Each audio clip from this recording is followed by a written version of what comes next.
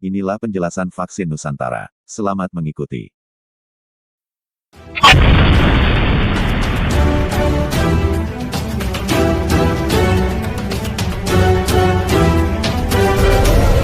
Satu dari yang sudah disuntik vaksin Nusantara dan sudah 53 hari atau 54 hari atau 55 hari sampai saat ini kondisinya baik-baik saja pimpinan. Istri bahagia, kita bahagia, semua tidak ada gangguan medis yang saya alami. Ketampanan juga tidak berkurang sama sekali. Tapi saya kok terganggu sama pelarangan riset itu loh, pimpinan. Kok kita jadi seolah-olah benci riset, anti riset? Nah, tapi kalau kita tidak boleh riset itu gimana ya? Kita cuma gemar dengan kata risetnya, tapi kenapa kita takut terhadap riset? Ini kan yang membuat surat itu KSAD, Menkes, BPOM. Hubungannya Kepala Staf Angkatan Darat sama riset apa ya? Jadi Komisi 7 yang begitu sangat mendukung program pengembangan vaksin Nusantara ini, saya sangat salut karena tadinya saya merasa dalam kesendirian.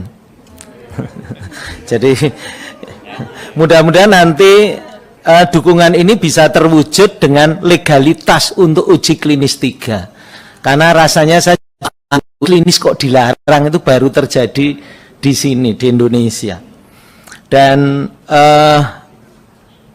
ya mudah-mudahan rasa gamang saya bisa hilang karena teman-teman Komisi 7 ini bisa betul-betul support. Nah, untuk beberapa pertanyaan yang kami kompilasi saja karena hampir sama, mengenai bagaimana tadi kalau vaksin Nusantara ini menghadapi mutasi virus. Gampang sekali, hanya butuh 8 hari, antigennya saya ganti. Kan itu antigen itu adalah rekombinan.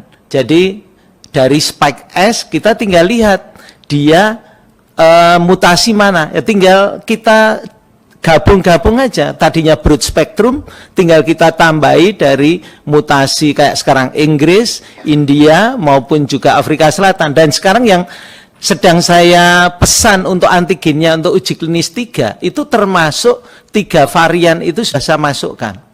Jadi mudah-mudahan kalau nanti diizinkan uji klinis 3, saya kan juga harus minta SAS untuk supaya dia bisa masuk Indonesia, rekombinan antigennya itu untuk saya bisa gunakan untuk uji klinis 3 kalau diizinkan dilakukan di Indonesia. Ya. Karena uji klinis 2 itu nilainya mahal sekali. Kalau itu sudah selesai, itu nilai mahal itu bukan dalam arti uangnya, tapi nilai dari ilmiahnya itu luar biasa, yang orang lain tinggal ngadop aja langsung loncat ke uji klinis 3. Negara manapun bisa. Tinggal minta lisensi dari kita. Nah, untuk distribusi, tadi ada pertanyaan distribusi ke daerah mana. Ya simpel sekali, yang didistribusikan hanya box ini, mana perlu cold chain, mana perlu enggak. Jelas itu sangat simple. Kemudian kalau ada pertanyaan produksi massal, ya bisa kita lihat barangnya hanya seperti ini, plastik-plastik. Mungkin di pasar Gembrong juga kadang-kadang bisa ditemukan, tapi artinya yang penting quality controlnya kita bikin. Artinya apa? Kita pun nanti kalau mengekspor, ya diekspor hanya ininya. Dan yang kedua yang diekspor apa? Pengetahuan kita. Jadi tenaga-tenaga kita yang sudah bisa bikin ini melatih tenaga-tenaga di negara lain maupun di negara lain maupun di daerah kita sendiri yang terpencil. Alangkah eloknya orang-orang kita bisa melatih di negara maju yang katanya lebih maju. Dan ini merupakan sebuah hal yang sangat baik. Kita bisa mengekspor barang dan kita bisa mengekspor pengetahuan, kita dapat 2 hasil. Devisa dalam bentuk box calon vaksinnya, dan devisa pengetahuan dalam bentuk kita bisa berbagi ilmu dan pengetahuan. Itu menurut saya akan membuat hubungan dengan semua negara akan menjadi lebih baik. Kalau kemampuan produksi massal, bisa dibayangkan produksi seperti ini, UMKM pun bisa langsung ikut serta. Paling yang kita harus siapkan antigen dan tadi cairan yang tadi masih sebagian ada yang saya import. Tapi itu pun kalau jumlahnya kemudian besar, tidak menutup kemungkinan kita bisa minta lisensinya untuk dibuat di Indonesia. Alangkah indahnya kalau kita bisa mendatangkan devisa, bukan mengeluarkan devisa. Kemudian untuk tadi ada bergabung tidak, dan itu tidak ada persoalan. Yang penting menguntungkan untuk percepatan apa tidak. Kalau itu justru menghambat, untuk apa? Kalau pengetahuan secara ilmiah jelas sama, semuanya adalah etik, kemudian publikasi, itu hal yang simple. Ya, kalau dilihat citation saya sudah di atas 1000 kalau boleh dilihat. Ya, artinya dikutip apa yang pernah kita tulis bersama-sama dengan teman-teman yang lain sudah di atas 1000, itu jumlah yang sangat besar citation index saya. Itu artinya kita udah terbiasa untuk publikasi dan terbiasa, tinggal nanti reviewernya. Kita mau terindeks Scopus juga, yang Scopus bagaimana? Yang kualitas Q1, Q2 atau Q3 itu sangat penting. Jadi kalau mau yang paling top ya Q1. Dan itu akan kita wujudkan. Kita tidak ragu-ragu untuk mampu melakukan itu. Karena kita sudah punya kemampuan menulis di Q1. Q1 itu tertinggi dari indeks Scopus. Ya. Jadi tidak main-main, tidak boleh kita mempermainkan ini seolah etik, tidak etik. Aduh, kita sudah kenyang untuk riset. Ya, kenyang untuk riset. Cuma kita mohon kalau bisa, mosok sih ada kendala untuk uji klinis 3 aja harus tidak boleh, itu yang menurut saya agak melukai hati. Dan saya juga tetap ingin bertahan bisa saya kerjakan di Indonesia, tidak dipindahkan ke negara lain. Karena sangat simpel, saya tadi cara membuatnya, mosok di negara lain tidak bisa membuatnya, sangat simpel akan bisa dibuatnya. Yang saya inginkan hanya satu, cita-cita saya bolehlah melalui rapat dengar pendapat kali ini di Komisi 7 bisa mencetuskan, mendorong untuk tidak menghalangi. Itu aja yang saya inginkan. Sehingga legalisasi untuk kami melakukan uji klinis 3 itu legal. Siapapun kalau namanya riset itu kalau pada manusia namanya uji klinis. Nah, dan itu bisa dikerjakan kapan saja. Cuma begitu ada peraturan yang itu saya harus taat. Saya harus betul-betul tunduk karena itu aturan negara. Cuma ya agak menggelitik di hati saya dari sanubari saya. Kalau masalah anggaran, jujur saya tidak perlu anggaran karena saya lihat Komisi 7 aja udah pada mau urunan. Itu besar sekali. Ya, saya tidak butuh anggaran dari negara. Yang saya butuhkan adalah goodwill, political will. Apa yang mau dilakukan? Mau tidak keluar anggaran kok, maksud mengeluarkan aturan untuk menghalangi. Untuk apa? Kecuali vaksin ini menimbulkan kematian, penderitaan dan sebagainya. Saya sendiri sudah merasakan dan anak istri saya.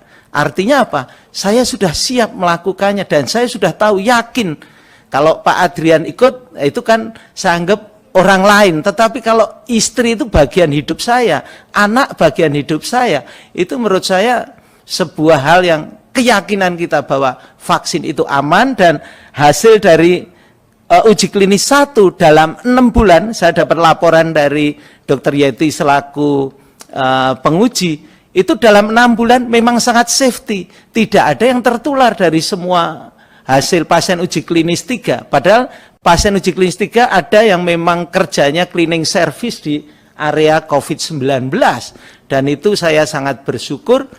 Dan mudah-mudahan diridhoi oleh Tuhan Yang Maha Kuasa. Sekali lagi saya mohon dukungan supaya kami bolehlah melakukan uji klinis. Karena itu bagian dari kemerdekaan riset. Kalau itu saja dilarang, ya izin, saya tidak tahu harus berkata apa. Itu saja yang bisa saya sampaikan. Terima kasih. Wassalamualaikum warahmatullahi wabarakatuh. Waalaikumsalam. Saya mohon izin pada pimpinan dan anggota untuk interaktif sebentar dengan Pak Dr. Terawan. Pertama, ingin saya tanyakan Pak, ini termasuk dalam kriteria inklusi bahwa usia itu di bawah 65 tahun. Bagaimana dengan anak-anak Pak di bawah 18 tahun? Itu pertama. Terus kedua, bagaimana dengan kami-kami masyarakat yang sudah menerima vaksinasi dari vaksin yang lain? jika kemudian nanti divaksin misalnya dengan Nusantara, gitu Pak. Silakan Pak. Terima kasih. Kalau namanya uji klinis, kita harus mengemukakan data dan fakta dari kondisi pasien secara inklusif dan eksklusif. Itu aturan dunia yang kita pakai. Tetapi di luar itu ada namanya rekomendasi dokter. Rekomendasi dokter termasuk yang sudah divaksin 2 kali, sudah ada gangguan berat, termasuk yang sudah ditransplant, ya contohnya Pak Dahlan Iskan, mohon izin Pak Dahlan, saya terpaksa ungkapkan, Pak Dahlan Iskan sudah ditransplant juga harus kita berikan vaksin Nusantara. Itu menunjukkan bahwa rekomendasi dokter juga ada, tetapi kaidah dunia itu untuk uji klinis itu usianya sudah ditentukan 18 ke atas. Itu tujuannya supaya dia mengerti secara hukum internasional bahwa bisa menandatangan dan sebagainya. Tidak ada kaitan dengan side effect dengan apapun, tidak. Itu adalah kaidah internasional dalam membuat sebuah uji klinis. Untuk anak-anak tidak ada persoalan. Ini dari riset kita itu bisa diambil 14 cc. 14 cc tidak 40 cc lagi, tapi 14 cc. Namun itu perlu rekomendasi dari pediatrik. Kalau dokter pediatrik katakan oke, itu oke. Tapi bukan masuk ke uji klinis. Tapi masuk di ranah rekomendasi dokter. Seperti saya merekomendasikan misalnya anak saya dan sebagainya, itu adalah rekomendasi. Saya akan minta kalau anak saya umurnya masih di bawah 18 tahun, saya akan minta pediatrik untuk bagaimana anak saya boleh apa enggak. Oh boleh, ya sudah kami akan lakukan. Itu yang harus dibedakan antara uji klinis yang harus pakemnya strict dan rekomendasi dokter yang pakemnya democration, tergantung dokter. Itu aja Pak. Jadi tidak menjadi persoalan jika seseorang sudah disuntik misalkan dengan Sinovac, kemudian suntik dengan vaksin Nusantara, karena ada sahabat saya ketua fraksi PAN Pak Saleh Daulay sudah mendapatkan 2 suntikan vaksinasi dengan Sinovac dan kemudian dengan vaksin Nusantara. Yang saya lihat sekarang malah beliau itu nafsu makannya besar sekali Pak Dokter. Jadi banyak kemajuan dari Pak Saleh itu, terutama kemajuan perutnya Pak. Jadi itu yang mohon bisa diberikan penjelasan Pak, apakah itu diperbolehkan dan bisa dilaksanakan? Yeah. Seperti tadi yang saya bicarakan adalah rekomendasi dokter. Itu yang paling penting. Kalau dokter penyakit dalam memberikan rekomendasi, ya kita akan izinkan. Tapi tidak dimasukkan ke dalam uji klinis. Di uji klinis 2 kan tadi tercatat 227 orang, yang 78 tadi eksklusi. Yang dieksklusi itu bukan berarti tidak divaksin, tetapi dia tidak dimasukkan dalam uji klinis. Mereka tetap divaksin, rekomendasinya tinggal si dokter aja. Dokter penyakit dalam, oke, silahkan, enggak apa-apa karena ini tidak membahayakan, karena itu autologus. Asas manfaat lebih besar. Dan nomor 1 adalah do no harm, tidak menimbulkan penderitaan. Nah, itulah yang menjadi konsep dan prinsip kita. Karena itu rekomendasi untuk hal yang di luar kaidah intrinsik dan ekstrinsik faktor, nah itu pendapat ahli itu diperlukan dalam pemberian sesuatu. Demikian. Ketua, mungkin sebelum tutup, Ya. satu aja Pak Ketua. Di kriteria eksklusi, saya kira mungkin saya masuk di kriteria ini karena saya ini punya alerginya sangat banyak, sampai hari ini belum divaksin. Kemarin mestinya bareng sama Pak Adian, tapi karena di Ambon waktu itu ada kegiatan yang lain, karena mengkonsumsi kortikosteroid karena alergi yang sangat tinggi, tetapi juga ada beberapa operasi yang dilakukan di tahun-tahun sebelumnya. Nah, terhadap situasi itu, jadi rujukan pendapat dokter itu gimana ya? Karena ini kan kita sudah tidak masuk dalam mekanisme inklusi ya. Saya karena lihat ini banyak sekali kawan-kawan dan saudara saya yang side effect-nya cukup berat dengan Astra dan juga dengan ini Sinovac. Sampai hari ini saya nggak berani untuk masuk vaksin gitu loh. Nah, dengan penjelasan Bapak ini, Kalau kita masuk dalam kriteria eksklusi, penanganannya jadi gimana Pak? Kalau sekiranya misalnya dengan semua riwayat yang ada pada kita gitu loh. Harus dibedakan antara masuk uji klinis dengan tidak. Kalau ibu masuk eksklusi berarti tidak masuk uji klinis. Itu rekomendasi aja sih dokter untuk berkenan memberikan autologous vaksin. Itu tidak ada masalah. Contohnya ya karena di berita sudah ada, mohon izin Mbak Asanti saya izin. Jadi beliau juga termasuk autoimun, kita berikan atas rekomendasi tim dokter, tidak masalah. Dan kalau ibu autoimun ya tidak masalah rekomendasi dari tim dokter, tapi tidak masuk dalam uji klinis. Karena uji klinis itu dilihat oleh dunia, dan uji klinis itu saya harus laporkan ke WHO melalui clinicaltrial.gov. Kebetulan vaksin Nusantara ini sudah masuk di uji klinis dunia loh. Ya, enggak main-main, sudah masuk di clinicaltrial.gov. Boleh di biorender dibuka AV COVID-19. Kenapa namanya AV COVID-19? Dulu saya belum sempat memberi nama. Ya, sekarang sudah kita berikan nama. Waktu itu setelah lahir kita beri nama.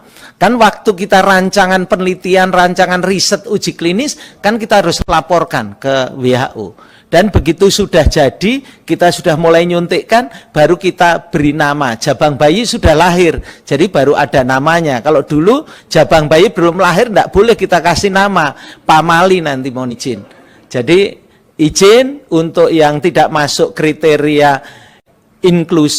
inklusi maupun dia termasuk eksklusi, tidak ada persoalan. Dokter yang akan memberikan kewenangan untuk dia bisa divaksin ya seperti Mas Adrian dan sebagainya, termasuk diri saya sendiri. Jadi itu ya yang bisa saya sampaikan. Saya sangat terharu dan saya merasa sangat bersyukur karena saya masih bisa merasakan dan melihat nurani yang luhur, goodwill yang baik, sama political yang begitu baik yang diwujudkan di dalam rapat dengar pendapat ini, dan saya boleh di kemudian hari boleh meneruskan vaksin Nusantara ini betul-betul menjadi sebuah vaksin yang bisa dipakai di seluruh dunia. Itu saja yang menjadi harapan saya. Terima kasih.